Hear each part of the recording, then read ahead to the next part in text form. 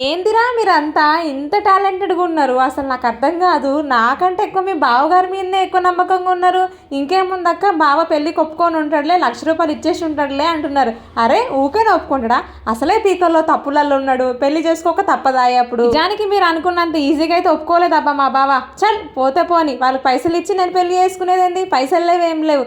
కావాలంటే నిన్ను తీసుకెళ్ళిపోయి ఏమైనా గుళ్ళో పెళ్లి చేసుకుంటా. అసలు వాళ్ళు ₹1 పెట్టాల్సిన అవసరం లేదు. ఆ పైసలు తీసుకొని మళ్ళీ నాకే పెడతారా? ఇదెక్కడ పంచాది? ఇవన్నీ ఏం అవసరం లేదు. నీకు ఇష్టం ఉంటే చెప్పు, ఏనన్నా పెళ్లి చేసుకుందాం పోయి. లేదనంటే నేను ఎట్లా పెళ్లి చేసుకుంటున్నా నేనే చూసుకుంటా. మీ వాళ్ళతో కాదు ఇక పంచాది అని చెప్పేసి నేను గట్టిగా పెద్ద గొడవనే పెట్టుకున్నాడు అబ్బా నాతో. ₹1,00,000 ఇయ్యడంట అని అంటేనేమో మా వాళ్ళు ఒప్పుకోరు. పైసలు ఇయ్యంది వీళ్ళు పెళ్లి చేయరంట అంటే మా బావ ఒప్పుకోడు. ఇద్దరు మధ్యలో చచ్చిపోయిన అబ్బా నేను. ఇక్కడ దాకా వచ్చినాక గుళ్ళో పెళ్లి చేసుకోవాల్సిన అవసరం ఏమొచ్చింది బావ? ప్లీజ్ ఈ ఒక్కసారికి నా మాటను ఏదో ఒక రకంగా ఒక ₹1,00,000 అయితే వాళ్ళకి ఇచ్చేసి పెళ్లి చేస్తారు కదా, హాయిగా తర్వాత ఏదైనా కష్టం చేసుకొని మనం సంపాదించుకుందాంలే అని చెప్పేసి అని ఎన్ని రకాలుగా బతిలాడినో నాకే ఎరక, దేవునికి ఎరక. దానికి ₹1,00,000 ఇవ్వడానికి ఈయనైతే ఒప్పుకున్నాడు కానీ ఒక కండిషన్ కూడా పెట్టిండు. ఏంటో గెస్ట్ చేయండి చూద్దాం.